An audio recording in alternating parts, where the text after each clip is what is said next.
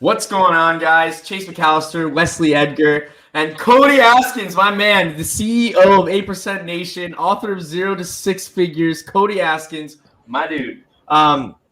Cody, if you had a 75% chance to win 1 million or a 50% chance to win 10, what are you taking? 50% chance to win 10 million all day, every day. Now, I like it. Either way, I still need money, right? I ain't retiring on 10 million bucks. No. And nobody else watching this is either. However, that's like 10 times the odds for only a slight dip, right? In odds for that 10 times prize. So I'm in. Nothing at stake either. It's not like you're putting up more money to get that. So, go for gold is what I say. Go for gold. Plus, if we had 10 million bucks, imagine what kind of conference we could pull off then. Yeah. $1 million bucks, oh boy. I'm already going to spend $1 million bucks on the conference in 2022. Yeah. 10 million though. I mean, shoot, I would throw the Rock some money. I'd probably throw, Tiger Woods some money. Let's go. Awesome. And that kind of ties into my next question. Who are the people you serve and why does that group of people matter to you? And what is 8% Nation? So we serve the insurance industry. Okay, 8% Nation. 8% comes from the fact that 92% of insurance agents fail in their first 3 years. And we serve them because I was a new agent about 10, 11 years ago now. And I sat in a room and a recruiter said, 9 out of the 10 of you will fail. And I'm like, dude, I will not be one of those. I am not a dude that's ever going to be a number. Okay. So I, in that moment, committed to making $100,000. I made $117,000 at 20 while in college playing basketball, working part-time. And then after I had a little bit of success, I had a manager that invited me up to drive like 4 or 5 hours to help a couple new agents. And long story short, I helped them make 5 sales in a day from cold door knocking. I got more gratification and satisfaction off of helping them make money than any amount of money I made. And so I said, if I ever get a chance to do that again, I will do that. Right. And so now I've devoted my life to helping others do the same thing. Very cool. Very cool. Yeah. Very Thanks, cool. man. Thank you. So you've brought a lot of very prominent guest speakers on. We're just talking about the convention. So you got Grant Cardone, Patrick, Bet David, George Belfort, a couple other big names. Mm-hmm. I just wonder if you could talk to those guys a little bit. You talk specifically about seeing smaller agencies go from 0 to 7 figures. And is it directly from the influence these guys have had on you, or maybe you could talk to us a little bit about that?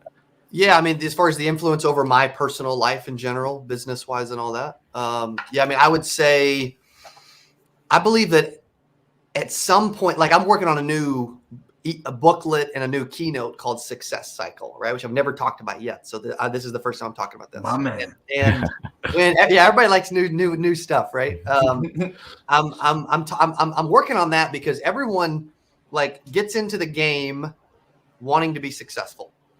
But what happens is we either lose focus along the way.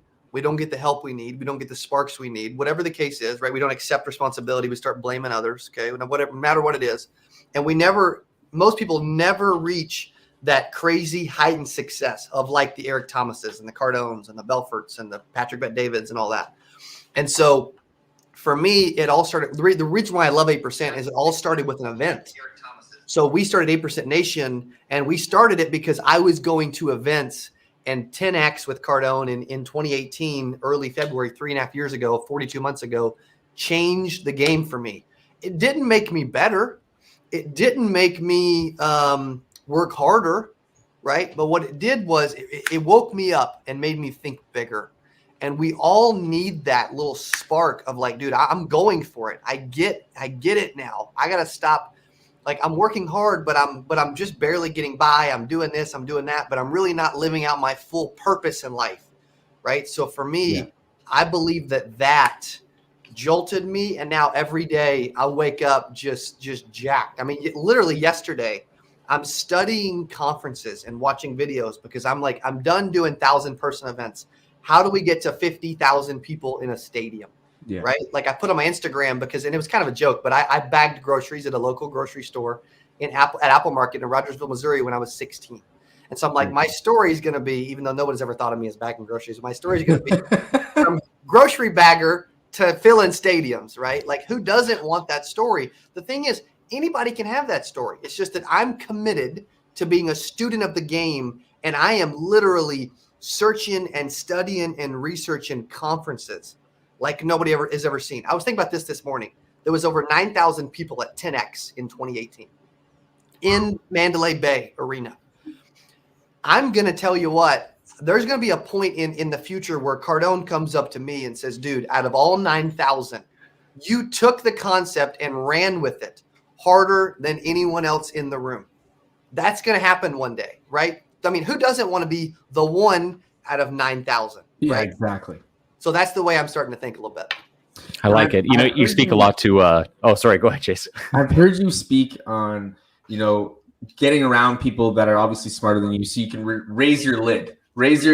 So you're always expanding your knowledge, right? And for me, that's why you're on this podcast. This is why, because I have now a chance to talk to you, and it's somebody who is an expert in the field that we work closely with. And for us and for our companies especially, we've taken it upon ourselves to spend a lot of our profits on teachings and learning and growing, because especially as a young business, the best thing you can invest in is just in knowledge, right? And expanding your lid, right? Yes. What are some commonalities you've seen with some of those guest speakers like Grant Cardone, Patrick Bet-David, Jordan Belfort? What are some commonalities you've seen in all of them to make them so successful? Yeah. That's such a good question, because I can tell you specifically, as I'm showing out on social for a second, I can tell you that what I've seen from a commonality standpoint is that, number one, they never stop learning, right? They know that there's and two, they know that there's always another level. Like, it's easy to get complacent. It's easy to get content. Like, I tell people, like, if it's about the money for you, you will stop at some point in the future. If it's about the money, you'll get the money and you'll slow down. Like, it ain't about the money for me. Like, when you ask the question about 75% for a chance at $1 million or 50% chance at 10 million, either way, I'm not going to slow down. And the reason is I found my purpose. I love what I'm doing. I wake up and I'm so jacked to freaking run, right? So if I look at these top people, I can tell you that it's not about the money. It's truly about legacy for them. Like, at whatever point in life, I'm starting to see glimpses of what legacy might be, or I'm starting to see glimpses of some of these massive goals I have. I'm nowhere near these dudes, but I'm starting to see glimpses. All right. I'm starting to taste the ice cream, and I'm starting to really like what I'm seeing. And the only reason that wouldn't happen is if I get in my own way. Most of us get in our own way, right? We make excuses. We don't accept responsibility. We blame everyone else for everything all the time, when in reality, the biggest players on the planet, they blame themselves for everything. Eric Thomas coming through right there. Don't be the victim. That's right. That's right. Yeah. Dude, he was so good at 8% too. Oh my gosh. I love seeing Eric Thomas's video. He's got big energy. Woo! We're trying to get some tickets for next year. So, Cody, you mentioned briefly about bagging down at Apple Mart, what the name of the grocer was? Apple Market. Apple Market. Could you talk to us a little bit about, who you were before your success and kind of how that got you to where you are today? You know what's funny is I think I believe I'm the same dude. Like, because to be honest, I don't feel any different. I don't feel like, yeah, we have several companies. We'll do over 10 million bucks this year or whatever. But I don't feel like I've actually had any success yet, right? What you'll learn about what I've noticed about a lot of these top people is, and I'm nowhere near them. So when I say this, I'm not comparing myself, because trust me, I'm not even close. But when I say that is, what I really mean by that is, the biggest people in the world feel like they've never accomplished anything in their life. Like, their personality wakes up in the morning ticked off, upset that they haven't accomplished more. And for me, it's almost like, for example, when Kobe is doing the interview after in the finals and they're up 3-1, and the media is like, why aren't you happy? He's like, because the job isn't done yet, right? Haven't won yet. Yeah. So for me, honestly, even though I'm grateful, we have a lot of amazing people in our life, super blessed. we haven't truly won yet based on my level of winning. For example, to that note, we're finally going to leave the Statler Hotel. So we've had the conference 4 times. The last 3 times have been at the Statler Hotel in downtown Dallas. Well, why do you think we keep going back to the Statler? Because we had never tapped it out yet. We had never filled it up yet. We had never accomplished that feat to where I felt comfortable moving on and checking off that box. I can tell you, we finally checked off that box because the fire marshal came by 3 times and rearranged the seating 3 times. And there were people at 9:15, 9:30 when we started that didn't have seats. They were standing up on the side of the room. That's when you know you've tapped it out and it's time to move on, right? I never got that feeling the 3 years before that. I finally got that feeling. That was nice. It was a temporary win. That's cool. And most people would say, well, dude, that's not cool that people are having to stand when they paid for a seat. I will find them a seat, right? But it depends on how you, like, you can have a bunch of, I mean, think about it. Like if you guys are putting on an event, would you rather people standing up that don't have a seat, but you'll find them a seat, right? Because you're an honest, ethical dude. You'll figure it out.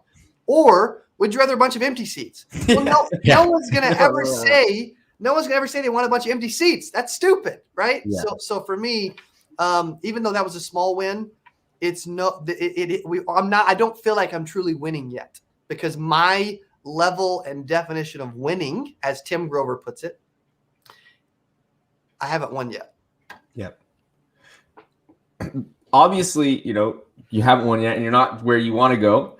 And I'm sure that, when people see you and 8% Nation, they will think, wow, Cody, got that 46,000 subscribers on YouTube. He's got it made. He's built this business. He'll never have to work a day in his life. They in this attitude of he's got it. But for the people that didn't see the struggle or the come up, what is like the biggest motivation when things get hard in your company? It keeps you hitting your goals. Do you have a secret to keeping you hitting the goals, or do you have a specific motivation from when times were tough, and when times do get tough? What's your motivation? Even when they're tough, I don't think they're tough, which is kind of funny too. I think it's just a mindset thing. But I do know that, like, for example, I thought my YouTube channel was hot stuff and doing cool and all this stuff, right? But then I go hang out with Patrick Bet-David and we're talking and showing YouTube channels, and he's got 3 million subs. And I'm like, what? Right? So then I'm like, gosh dang it, I ain't done nothing, right? Well, also too, in our companies, I mean, think about this, right? So if I had to like kind of bullet point some of the top things that we've done or that I've done to reach the limited success we have, consistently putting out YouTube videos for 69 months. Okay. Started a conference, did it 4 times in a row, finally got close to 1,000 and didn't stop even when losing money and people thought I was nuts and they thought it didn't make any sense, right? Scaling a team from no help to realizing I can't do anything big on my own, and now we have over 100 staff, right? So you start naming the stuff, and the stuff I'm naming isn't about me. It's just that a lot of times when people have an idea, they don't do it long enough, right? They quit along the way, right? It's like that graph of the guy that's chipping away, and on the other side of the little forest in the little GIF or whatever, there's a bunch of gold and diamonds and stuff. But one of the individuals gets tired of chipping away and puts the axe on his shoulder and goes home. But he didn't realize he was one freaking chip away from everything else on the other side. And so I'm like, dude, I'm never going to leave one chip away from the other side. And so there's so much more we can be doing that we're not even doing. But the key is the consistency, right? There wasn't quit. Like in the insurance industry, why I love the insurance industry is if you don't quit, you can't fail. Like you will be a millionaire as long as you aren't a quitter. It's that easy. Like there's more millionaires in insurance than any other industry on the planet, more than real estate as well. Well, you think about this, like it's not that difficult. It's simply that I just chose not to quit. I did not see me being where I'm at 31, but I'm also seeing where I could be at 41 and hoping I'm not still where I'm at 41 too. Well, you think about that. It was just a matter of choosing not to quit, force myself to think bigger, force myself to spend the money, force myself to invest, force myself to get my own ego out of the way and hire better people than me. Like the video guy, Dylan, way better than me. right? Brett, way better than me. Andy, way better than me. Cassie, way better than me. Kelly, way better than me. Like I'm finding people in my life that are better than me, and I'm surrounding myself with talent.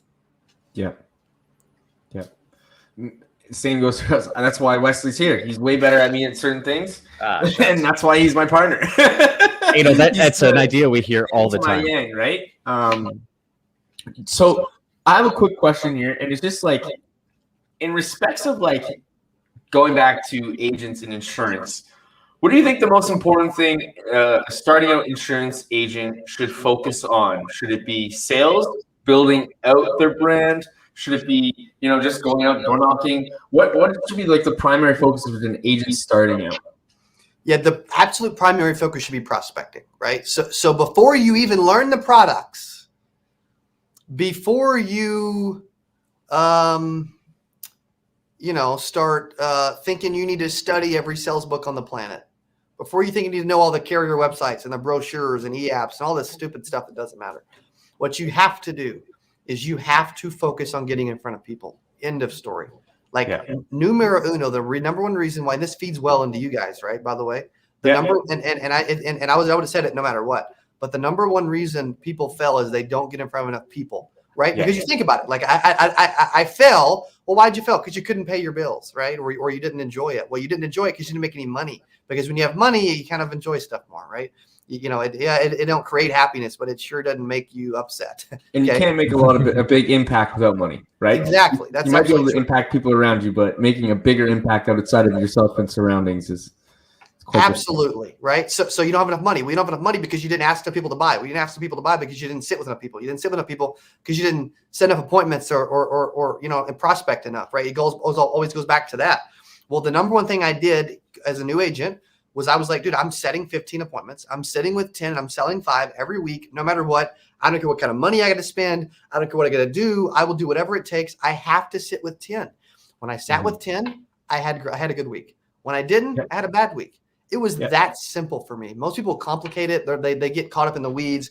They worry about what everybody thinks. They won't contact the warm market because they're scared of them, whatever. They think they know everything before they do anything. Like the number one thing you have to do is you got to prospect. I don't care if you even know how to spell insurance. You have to get in front of people, or it doesn't matter if you can spell it or not. It's very true. I think it's true with majority of any business, like any business, really. It's sales is the lifeline, the bloodline of any business. So focus on sales and then become the expert once there's money in your pocket. And I think you're gonna have to talk to 100 people for you to understand how to be talking to those people. Like you have to go through those trenches. You can't just expect somebody to hand it to you on a silver platter or expect it just to come. You can't expect to dial a lead once and close a sale. It might happen, in a blue moon, but that's not a predictable process for sure. No, you need the exposure to make the mistakes. That way you can learn. Yes, absolutely. You need to make a lot of mistakes. You need to almost fail. You need to get a bloody nose and bang your head on the wall. Like you need those things. Because without those, I'm never actually going to get any better. What's the future for 8% Nation? What's the future for you? Dude, I can't even comprehend the future. That's how good it looks. Okay, I can tell you that I was looking last night. For example, 2022, 2,500, 2023, 5,000, 2024, 10,000. I've written it down. Every single day, I'm committing to it. It's happening. I don't care if I got to spend $2 million. I don't care if I got to double my budget. We'll figure it out, right? It's just money. But what the future holds is I was looking at venues in Vegas. I'm like, okay, MGM Grand Arena holds 17,108 people. Okay, Allegiant, the new Allegiant Stadium with the Raiders holds like 67,000. Well, that's quite a few. So I'm like, okay, how do we get to where once we get to 10,000 in 2024? How do we go to 20,000 and 30,000 and 50,000? Like, what does that look like? Well, what I typically do, and I challenge everybody to do this, is have a massive target, like 2,500 in 2022, right? That would 2.5 to 3x our conference, right? So how would I do that? Well, I start saying, I ignore the details and I ask myself, if it was possible, what would I do? And then I start answering the question on a whiteboard, and I start writing down, well, I need a road show, a tour. Mm-hmm. We're about to do that for 9 months. Cool. I need to increase my marketing budget. I need bigger speakers. I need better relationships with bigger people, right? We need more sponsorship money, more breakouts, more this, more that, so that we have more money to spend. And so I start saying, well, if it was possible, what would I do? And then I start saying, then why don't I just do that? Right? Well, because it scares me. Well, who cares? Well, it takes money. Who cares? Like if you really want to do it, you'll find a way to do all these little things that will eventually equal up to the big thing. Very cool. Very cool. Like the reverse engineering we hear about all the time with new people starting their business, right? You start with that big goal and just keep working it back until it becomes this little bite-sized chunk that you can fit in your mouth, essentially. Yes. Cody, I'd love to ask you, just something I notice across your videos, even as we're talking today, a lot of the time when you give a timeline, you hit me with both years and months. Is that just you, or is there a reason behind that?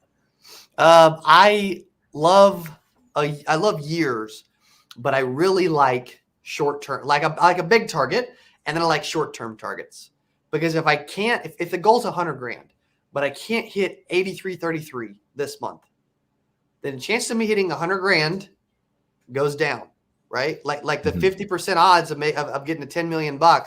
Like if I don't even answer the question, the odds of me getting either are pretty slim, right? Like, you know what I mean? So I've got to hit the first target, which is getting to 83.33 a month. And then if I get behind, I got to ratchet up the number so that I can get back on pace, right? So I love big goal, small goals along the way. And as long as I hit the small one, I love breaking it down all the way into weeks. Like if I can do $2,000 this week, then I'm a six-figure earner. Like think about that. Everybody can earn $2,000 in a week. It ain't that hard. It's $400 a day for a business day. Anyone can make 400. And then, we break it down. Say you work 10 hours. It's $40 an hour. You just make it sound so easy. Dude, it is. Like, I can't believe everyone doesn't make six figures. So we wrote the book, 0 to 6 figures. That's a good starting place, right? Keith, great topic to segue into. Thanks, Cody. Some key takeaways from your book, and if somebody was sitting outside of the aisle within Barnes and Nobles and was looking at your book and you were standing there and you wanted to sell them on it, what would you say? I would say that if you have never earned six figures, it's the blueprint. Now, it's not a guarantee because you still got to put in the work, right? Yeah. But it's everything I did or I knew to get to a six-figure mark, or stuff that I wish I knew then to make it even easier now, right? But it's also, you could say also, like we've had people order, we've got 200 copies going to a big company right now. Well, that's happening because you may want to make six figures, or you may want to help others make six figures, right? There's several new people in companies that I've been sent messages and testimonials. They're like, dude, we were doing okay, but we took a couple nuggets from the book and we implemented it into our day, into our calls, into our process. And now we're just doing better. Like the book is helping and working. And that makes me feel good, because you write something and you hope it helps, but you don't truly know. There's no guarantee it's really going to help. There's no guarantee anybody's going to buy it. There's no guarantee anybody's actually going to read it, right? The amount of people that buy it to reading it, slim, right? It goes down. Well, then reading it and applying it, even slimmer. Applying it and it helping, even slimmer, right? So statistically, it's nice to see that it's helping, that it's making a difference and an impact. Very cool. Very cool. Last question, because I know you're a very busy guy. You're right. I'm having fun, man. You're good. Whatever. All right, sweet. Well, then we'll keep going. But let me just chime into it. Actually, Wes, you can take this one. It's a question we ask, every one of our guests. Just kind of like the opener. Question. Yeah. So, if you could only read or speak, which one would you choose? And I have an idea, considering you're hosting conferences, but I don't want to assume. Yeah, that's a really good question. I should say read, because of always evolving and being a student of the game and learning and all that, because it's super important. But for me, my goal is to be the number one speaker in the world. And I write that down every single day. So I better say speaker because of that. Yeah, but when you could do type to text or text to speech, Yeah. Well, and do 8% nation. Yes. Well, and if you're a speaker, think about this, because this will be a different element that someone's probably, anybody that's answered this question, this is a different element they didn't think about, what I'm about to say. So reading and speaking, right? Reading, you gotta read, you gotta listen, you gotta learn, right? You gotta devote yourself to a lifelong learning. That's what Brian Tracy says. Well, on the speaking side, imagine the opportunities that are going to come available from speaking. Imagine the people you're going to meet from speaking. Imagine the speakers you're going to hang out with backstage. Guess what? From speaking. Imagine the impact you're going to make. Guess what? From speaking. Imagine the legacy you have the potential to leave. Guess what? Because you're speaking. So for me, I'm going to meet, if I've got a chance to speak and meet some of the top people on the planet, I can read Brian Tracy's book, or I can just speak right before Brian Tracy and hang out with him backstage. I'll take the latter all day. Give me that meat and potatoes. I love it. I love it. Exactly. One thing I was listening to you speak about was, having it was something about, the first 30 seconds of the call.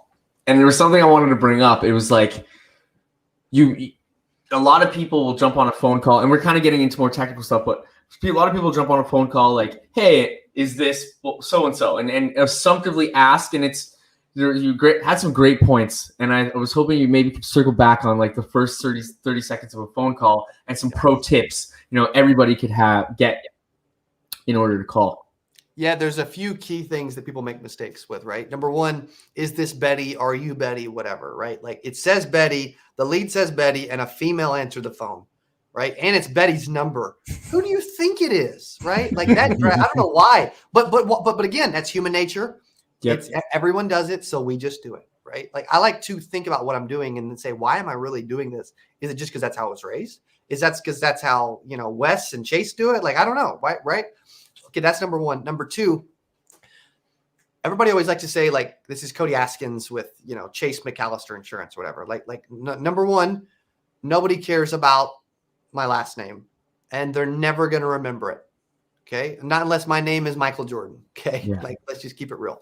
Number two, the whole company thing. Like if Chase McAllister Insurance is not a massive brand that they know anything about, then I shouldn't use it because I'm going to because what's going to happen is as soon as you say the company, if they're not with the company, if they don't love the company and they don't understand the need for the company to be calling them, then what are they going to do? Well, what is Chase McAllister Insurance and why are you calling me? Right? Like it gives them a chance to interject. So I hate it. And then the third thing is when we always like to use a statement instead of a question to open a call. So instead of saying, most people say, well, hey, you responded online. Looks like you wanted a life insurance quote. And we pause without asking a question. Pausing is the absolute death of the call. Mm-hmm. What I just told you is how 95% of new reps start a phone call. All of that, all of those mistakes, like 4 mistakes in like literally probably 20 seconds, right? But instead, I would say I would start out with like a couple different things, right? So you could say, hey, Miss Betty, I'm getting back to you because you requested more information about final expense insurance. Okay. You listed your favorite hobby as fishing. I'm assuming that you remember doing that, right? Okay, that's different. Or, hey, do you still live in Texas, right? Or, hey, Miss Betty, are you still at 123 Main Avenue in Texas? Yeah, why do you ask? Well, I ask because I'm the local field underwriter. You request information. It's my job to get it to you, and I'm going to come drop it off. Would Thursday or Friday be better for you, right? Like you got to be using questions to control and lead the call. And those early mistakes, very, very, very common. And I only know that because of tens of thousands of hours of calling as an agent. And then I started a call center from scratch and I was on the phone all day, every day. Like I went from field sales to phone sales to now I don't care sales. I just want to, help people make sales. Right. So for me, you pick up stuff along the way if you're really a student of the game and studying what you're doing. I think it's a really big deal. You mentioned asking those questions, but it's not just about asking questions. You're asking the right questions because both examples there are yes or no, but essentially your line of questioning is really setting you up for confirmation. You're asking me, hey, is this still my current address? Well, I'm already nodding. Yes, it is. Yes. So I'm already kind of subconsciously going, yes, I'm agreeing kind of thing where it's like, hey, is this Betty? No, who are you? Boom. I like it. Good. That's good. Yeah, you're right. Yeah. And I almost don't even love like I think how are you? Some of my sales reps do it. It's a little telemarketing, but I leave it out as well. That's a popular piece of a call. I typically leave it out as well, just because I can't control the outcome. I like to control the outcome, right? So my sales reps, when we're role playing, they're always like, dude, it's impossible for me not to buy something from you when we're role playing. They said, because the way you ask questions, I have to say yes, or I'm just the biggest moron on the planet. They're like, the way you word questions, it's impossible. Either I just don't want it. I never want to talk to you again, or I just hate your guts. Otherwise, it's like impossible for me not to play along, Well, that comes from like hours and hours and hours of like practicing and wording questions. Most people word questions just the wrong way, Mm-hmm. Yeah. I say it's the one way you can get inside someone's head is ask them a question. And then it's just a question. I know it's kind of silly to compare it, but there's kind of something along the lines of child psychology. Do you want 2 pieces of broccoli for dinner, or do you want 4 carrot sticks? It's not, will you eat your vegetables? Yes or no. Here are your 2 options. So it's like the no wasn't even in the realm of consideration now. Yeah. Well, here, let's do a live role play, Wes. So tell me, you choose whatever product in the world that I'll be selling, not insurance. Okay. Use something else. All right. And let's sell me on a TV. A TV. Okay. And then you start out the conversation with an objection. Okay. So go ahead. I'm not really looking to spend the money in something new. Yeah. But, I get it. Most people aren't. But if the TV gave you a better experience and your wife was happier and you saw movies better, would it allow you to partially be in the market and at least get your attention a little bit? Oh, well, I guess if I can make the wife a little happier, then that's worth a little something. But because you probably don't even have the budget for it, do you? No, I was certainly not looking to make this purchase. Yeah, but if it was drastically better and the amount of money surprised you, you could probably find a little bit of extra money laying around, couldn't you? I'd at least be willing to consider it. Yeah. Good. Well, you know what I would like to do, okay? Because again, you're not in the market for it. You probably don't have the money for it. But I can tell you this 63-inch TV is a lot bigger than the 23-inch you got behind you. It's typically $2,000. And for Black Friday, I'm not actually, before I tell you the price, Wes, here's 2 things you got to guarantee me. Okay. I'm not even going to, I will not offer you this TV unless you can guarantee me 2 things. Okay. Can you do something for me? I can do something for you. Number 1, you can't tell anyone what you paid. Can you do that for me? That's fair. Okay. And then number 2, okay, you have to tell everyone when they see this TV that you bought it from me. Can you do that for me? I can do that. Okay, good. You can have the TV. I'm guessing you can come up with $500, can't you? I can find that. Okay, good.